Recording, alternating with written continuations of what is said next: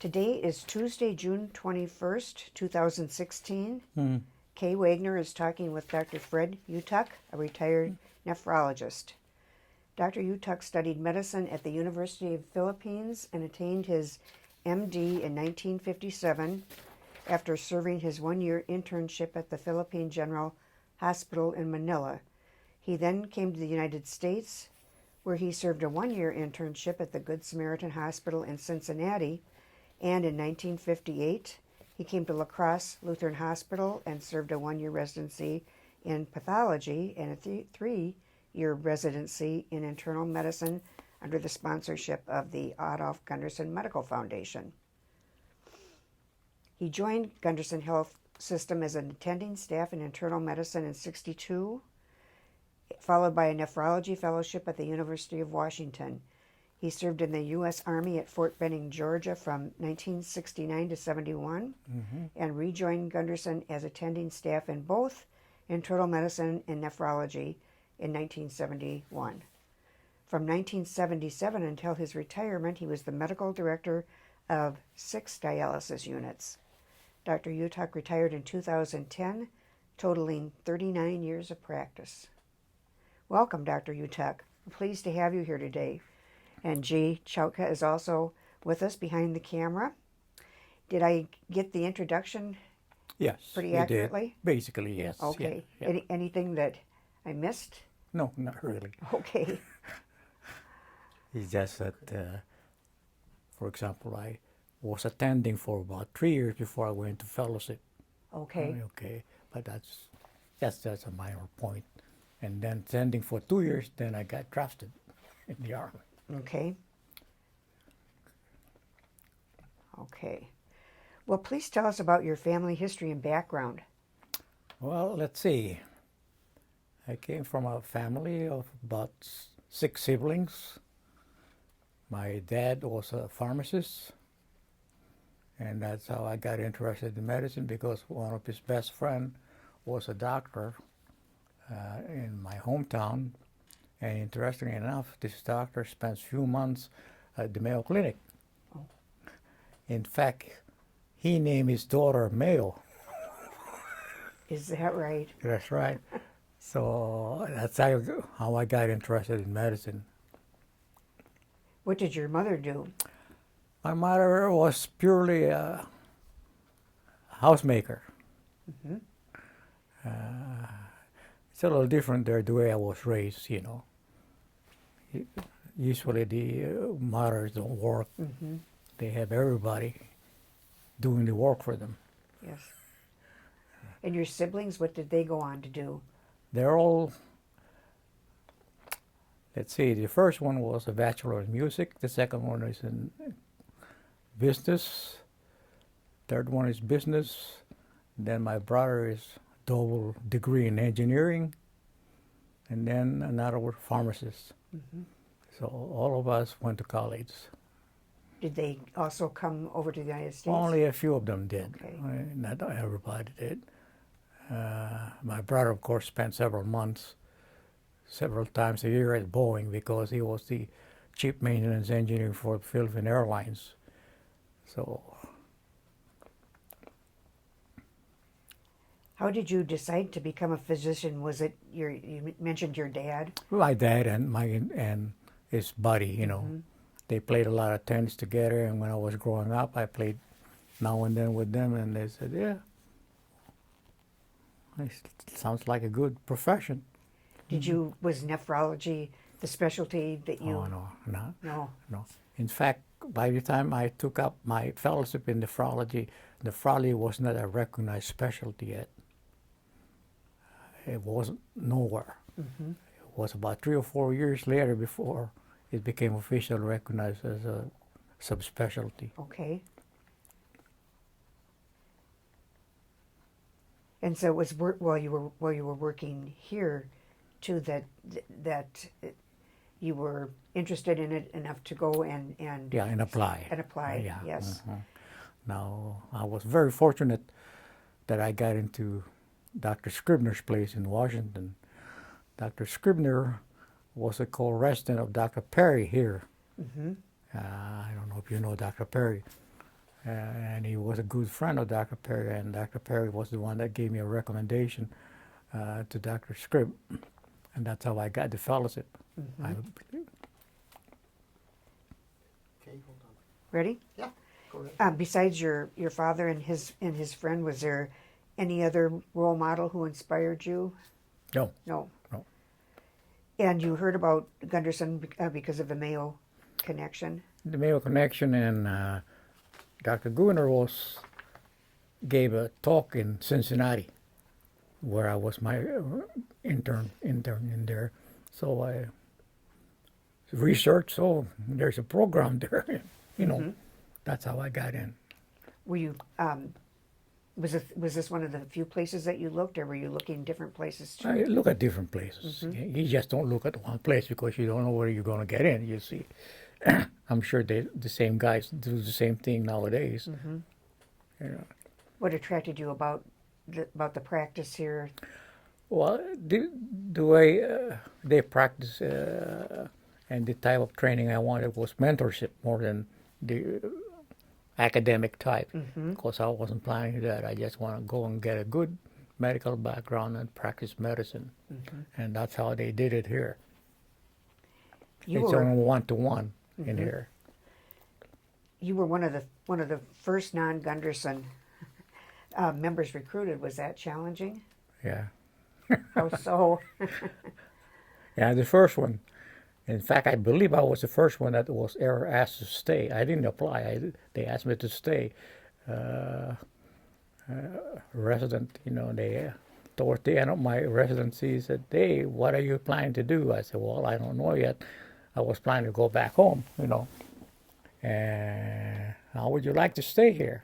"Sure, why not?" By that time, I have, 2 kids, I believe. And I guess we could have gone back home and, practiced there, but I had a good chance to do it here, so I stayed here.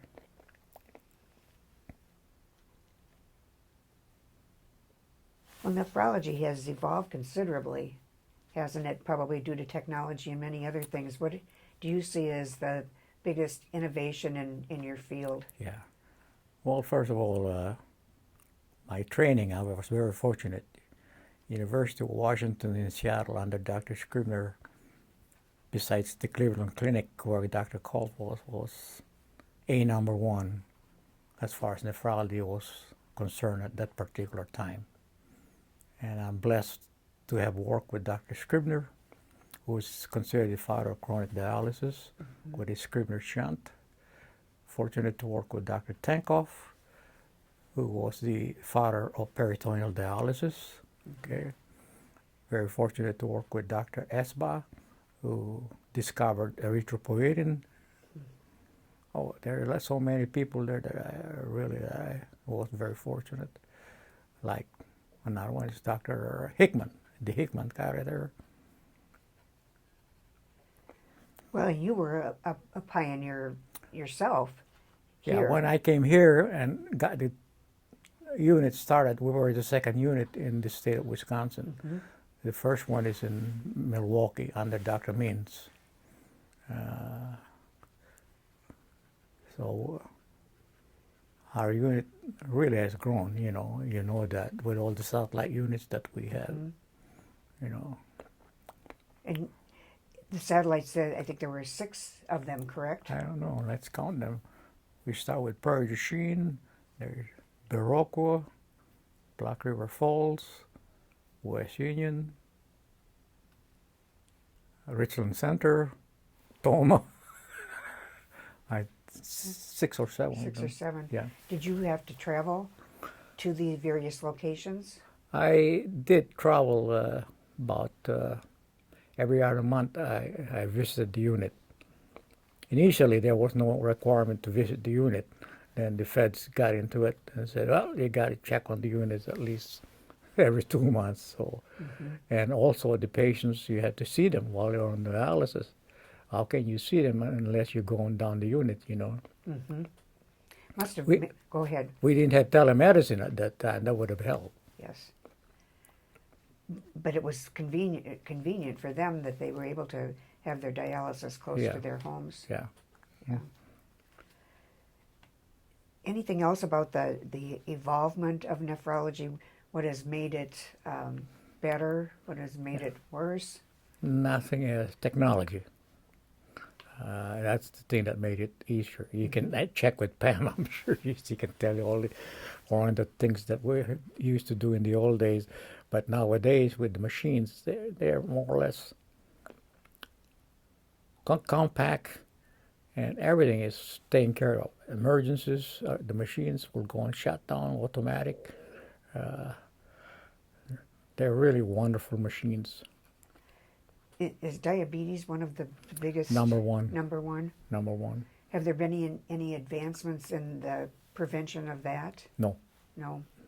Our colleagues in endocrinology I'm sure, are working their tails off, but no, there's none, as far as I know. Mm-hmm. Of course, I've been in retirement now for 5 or 6 years, you know. Not that long. Yeah, long. And I myself has developed diabetes, so. You served in numerous leadership roles during your tenure here, including the chair of the Utilization Review Committee Yeah, and the vice chairman of the Department of Medicine, yeah, president of the Federal End-Stage Renal Disease Network, yeah. and the National Kidney Foundation of Wisconsin. Mm-hmm. What are some of your memorable moments from those affiliations? Okay. The National Kidney Foundation, of course, is one of the agency that promoted, chronic kidney disease and the treatment and making aware that we needed government help. Before that, there was no government help. If you didn't have the money, that's it for you, And then Medicare took over that help. Okay. If it wasn't for Medicare taking care of the more or less the total expense of chronic dialysis and transplant, there won't be any nephrology at all, It's all funded by the government. And that's where the End-Stage Renal Disease Network program came into being that monitors the unit. If you're chair of that, for Network 13, which is Wisconsin, being president, you're responsible for all the units to be functioning just about right. So you have to circle to and it did a lot of traveling in the old days, seeing our own units, seeing other units, how they function, and making sure they're following all kinds of guidelines. So that would mean is just in the area or completely statewide? Yeah, completely statewide. And of course, the Kidney Foundation is the one that is the political arm, more or less.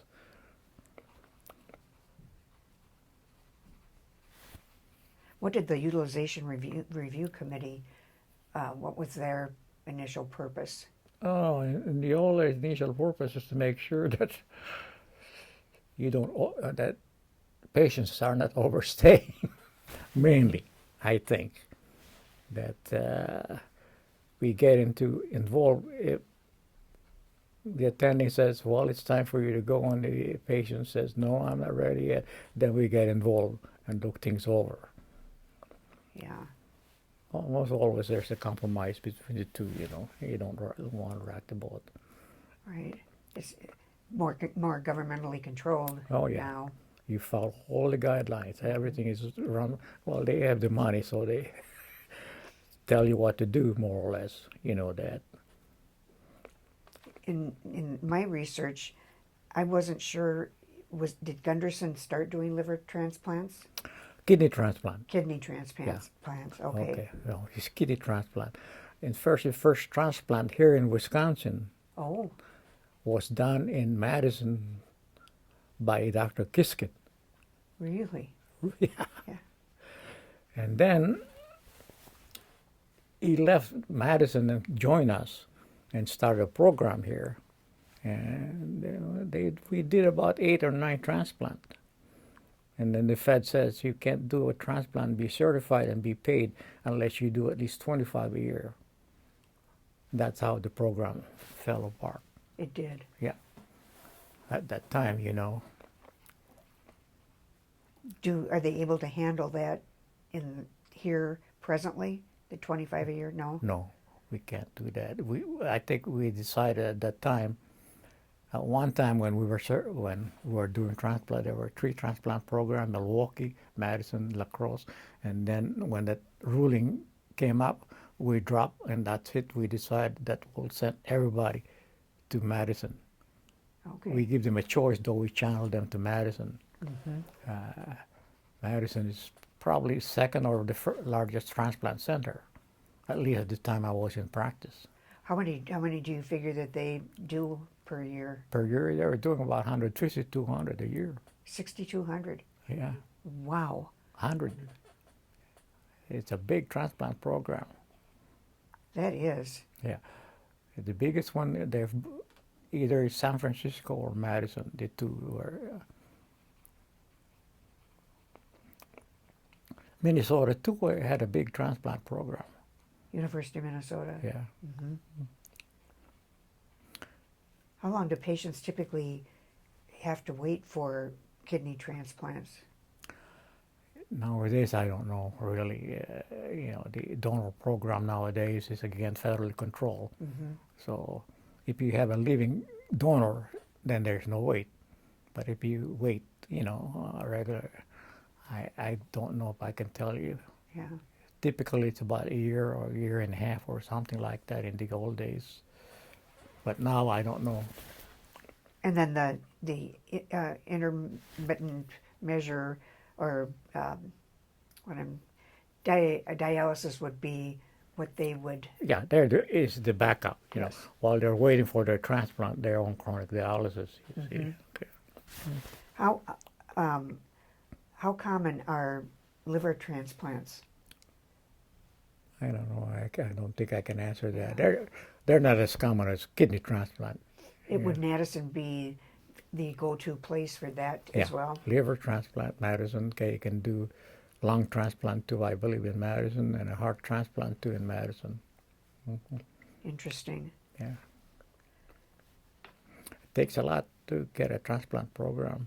Yeah. I remember when Dr. Kiskin joined us, it took close to a year getting the program started before he did the first transplant.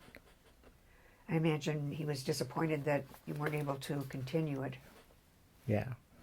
But when the government says you can't do it and they control the money, you just stop. Well, I'm sure that it kept busy enough anyway. Yeah. Yeah. How did medical education at Gunderson affect or enhance your practice here? Quite a bit. Oh, yes. See, the way I was training, my training was mentorship type training, because all I want to do is just practice medicine. So I would make rounds with one doctor for 1 month and then switch to another one for another month and so on.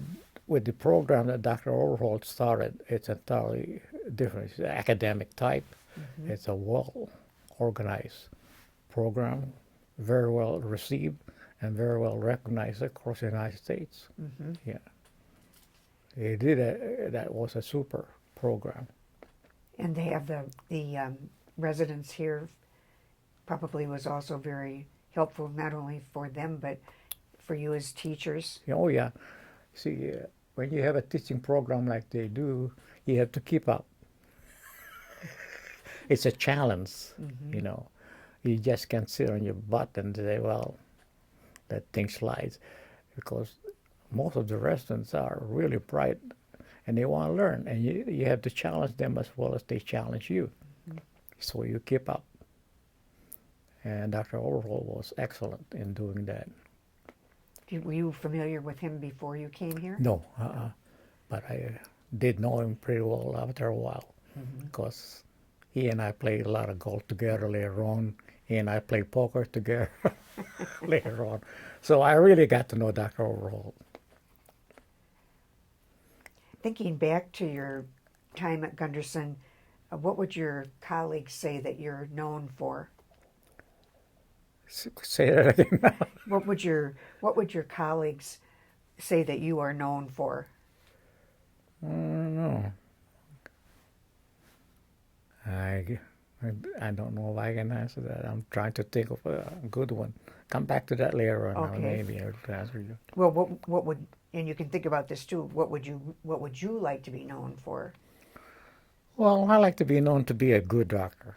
You know uh, that my patients respected me and I had a good relationship with my patients. That's my goal.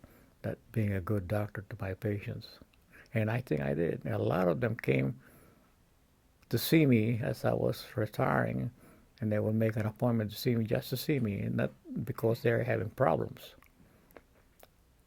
Is there one particular patient or experience that stands out in your memory? Yeah, sure. One of them. Every time she comes, she always talk about dancing, going to Concordia and so on. So she made the last appointment. The doctor said, "I want to dance with you on my second to the last day." And so we went out in the hall where we danced. Over at Concordia? No, no, right here in the Oh, here in the hallway. hallway. No. Did you have can you recall a best or a worst day? Not really. See, I don't think I had any worse day really because I just take things in stride, you know.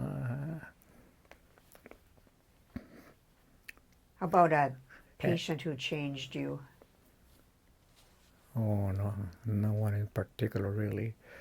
See, most of my patients were real nice, and none of them are demanding. I don't know if it's because of the way I treated them, I talk to them, you know. But no, no one really was mean, you know. If there was something that you could have changed at the time that you were here, what would that have been? If I had a chance to change things, it would be to try and see, if at all possible, more patients. I like to see patients. I don't know if we can do that. You see, at that time, we were seeing patients already every 15 minutes. Every 15 minutes. Oh, yeah. But nowadays, you can't do that because you look at the damn computer, and that's all you do is look at the computer. We sure hear that a lot, don't we? Yeah. Yeah. My colleagues complain about it, is that you look at the computer, you type in your notes while the patient is there, so the patient could get and gets a copy of your notes as you go out. In the old days, we just dictated. You know, I could see 4 or 5 patients, then I'll spend a few minutes dictating, catching up, you see. I could make rounds on the floor, finish rounds, and then go to my office and dictate. And now you have to stop every place, put in your 2 cents worth. I wonder what caused the change. The federal government. The federal government wants to institute a change wherein everything should be on computers. So if I get sick while I'm in New York, they could go to my record in no time at all. The problem is that every doggone hospital have their own computer program. Mayo is having problems. They have 3 computer programs. They don't Can you talk to each imagine? other. They don't talk to each other. We're fortunate we have one Epic throughout Yes. our system. Yes. Even Epic, of course, is a problem. Would you have any advice or words of wisdom to offer a young physician entering Medicine? field? Yeah. Well, my words is just be nice to your patients. Do the best you can for them. You got to do it for the patient. The patient's number one. You support the foundation. Tell us why.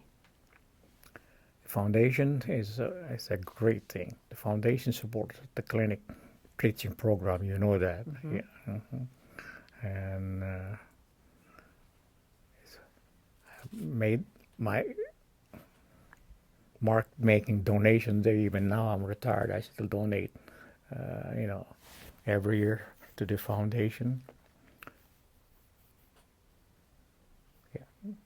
without the foundation and all the support you're given, all the research that's being done here is all foundation funded, if I remember correctly.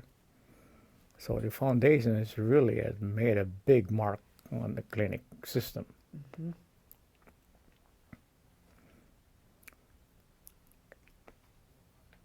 Well, is there anything else that you'd like to share with us? Something that I haven't asked?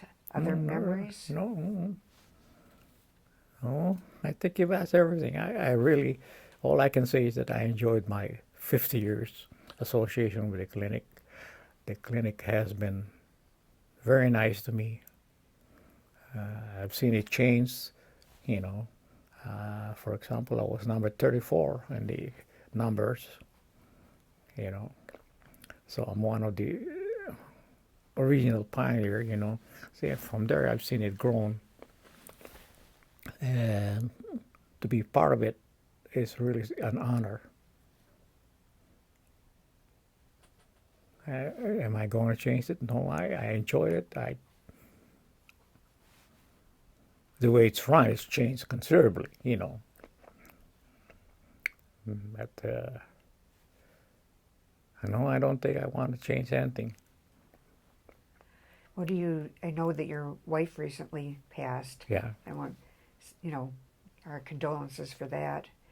I'm sure you miss her. Yes, You I do. have a daughter that moved back here. Is that correct? Yeah, fortunately, I have a daughter that moved back here from Chicago. She spent 35 years in Chicago. Then she was recruited by the Family and Children's Center. Oh. So she's now the president and CEO of that place. And you have two other daughters?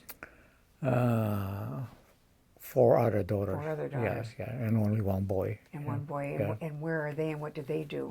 Oh, well. Number one, the one that here, is in Park City, Utah now. They moved from San Francisco to Park City. So he's in Park City. Number 2 is CRNA here. That's right. Number 3 is the president of the, CEO. And number 4 is the boy that's works for Ballweg, the main office though at Wausau. He's the head, what they call PMI for people, loan. Okay, sure. Yeah, F&I manager of the entire Ballweg system. So 4 of them, 3 of them Five. are fairly close. He's Yeah. Oh, two, yeah. What do you like to do in your retirement? Well, I like to play golf, but I can't play golf anymore. I'm having a problem with my shoulder. Oh, Okay, so I don't do that anymore. I belong to a group that we play poker every week. And we've done this for 25, 30 years. Dr. Overhaul was part of the regional group, So we still do. And because I've been so weak, not doing anything for 8 years with my wife being sick, I started going back to the Y and exercising a little bit, get my legs straightened up. mm-hmm. Yeah.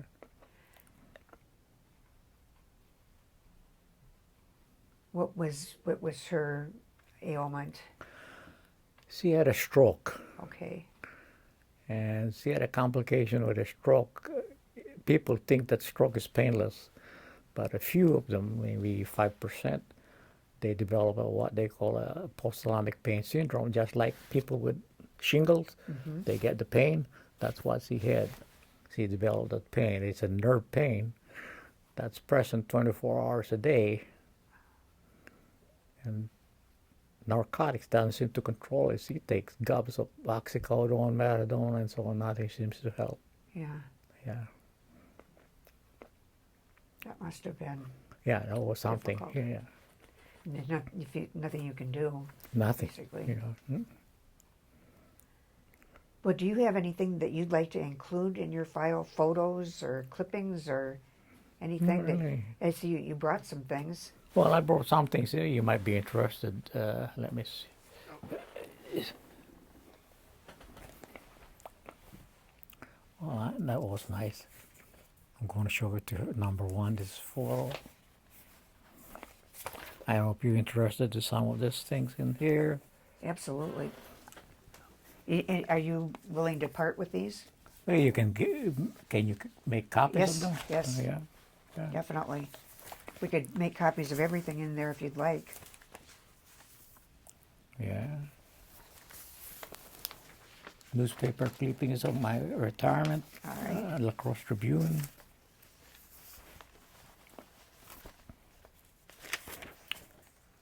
Here's another one from La Crosse Tribune.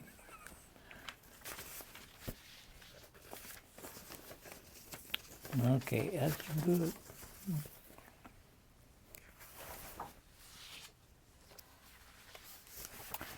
Yeah, you can have those and make copies Okay. and maybe send them back to me or mail them back to me. Sure, I would be glad to do that. Well, we sure appreciate you coming Yeah. in. I had a picture here of the house staff that I found in one of the issues of Corridor. I don't know if I have the year on there or not. Yeah. This is George Murphy here. Would you like to keep that? Yeah, I like to get that. Just put it there. Okay. Yeah, it would be nice. You appreciate it. Oh, sure. And anything else? Did No, we- that you do it. Well, let me ask a question. Sure. When you came here in 1958, you were in residency, Mhm. correct? You were learning underneath the second generation of the Gunderson group, Yeah. the sons, Yeah. Thorough. Thorough. Yeah. Do you have any stories about your residency? No, not Well, really. Well, we'd like to hear about the second generation. Second generation resident. It's really amazing how. And you can talk right to Kate about that. And maybe how things have changed in the teaching style between then and now. Well, I don't know if you heard me. Part of the reason why I came here was Hold the on teaching. for just a second. I gotta move a lean forward and I can just see a little bit of your tail. Okay. The teaching at that particular time is more or less a mentorship. That's the reason why I did that. You work with one doctor at a time. So you spent maybe a month or 2 months with Dr. Toroff and then switch to Dr. Rasmus for another month. So that's the kind I like because all I wanted really when I got done with training is go practice medicine. I wasn't planning to go into academic medicine and so on.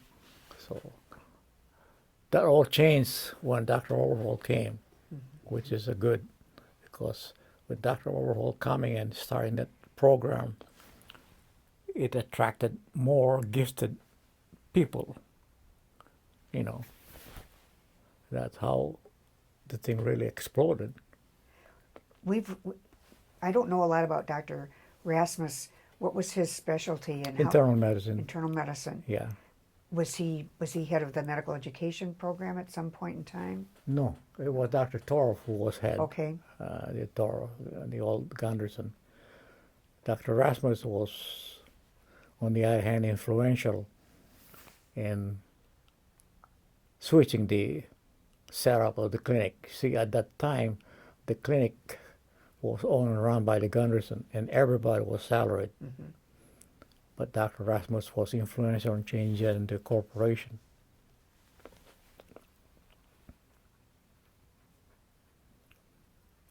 So, you never knew Dr. Rasmus. He was quite a guy. I didn't.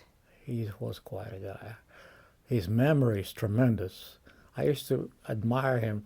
We could make rounds, we say, today.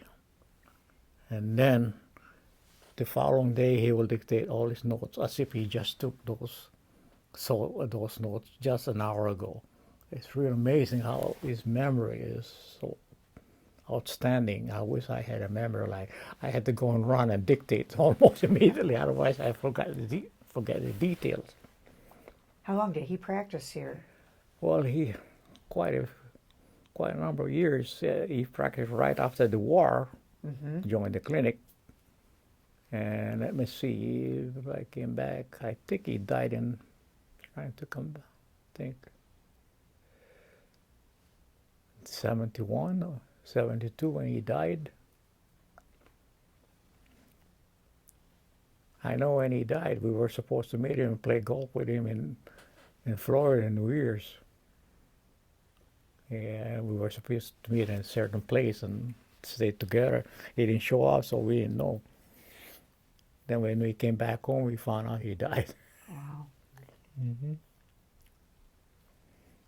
Anything else, Jay, that you got? Well, I don't know unless you want to explore the Dr. Thorolf and some of the other Well, things. Thorolf is the youngest of the old Gunderson, of course. Then we had Dr. Perry, who was a wonderful guy. Loves to play golf. Buys a new driver every year. Then Dr. Romlow is more formal, you know. And then Dr. Sig Siverson didn't stay long with the clinic. I think he came back. His dad was Dr. Martin Siverson. Stayed here only 5 years, then left and joined the university. Okay. Yeah. And Thorolf, what kind of a disposition or guy was he? Oh, he was short-tempered. Everybody jumps when he says something. The nurses and the guys, oh, here comes Dr. Thorolf. In contrast to his colleague, in contrast to Sig, you know, or Dr. Alt. Dr. Alt got to be a good friend of me, backing me up. In fact, when I got done with my fellowship here and I'm in training here, I'm going to buy me a house. I didn't have any credit. I just got out. So he calls up the president of First National Bank, say, I got Fred here. Whatever he want, give it to him, I'll co-sign. I've heard that story from a couple of physicians. Yeah. Yes. Adolf, when I was in practice here for 3 years, then went to fellowship. Of course, my salary drops down. He called me one day, say, well, we'll give you a stipend. And no contract, we just shook hands. And there was no understanding that I'll come back. I could have gone elsewhere after that. I fellowship. But all of that creates a feeling of caring and Caring, you know, Yes. that's the way it was, the culture then. But nowadays you can't do that. You got too big, you know. There was a saying here that at one time, 2/3 of the houses that doctors own here were co-signed by the clinic. Is that right?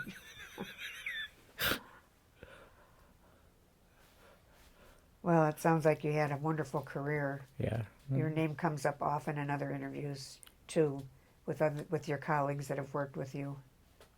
Yeah. Much respect.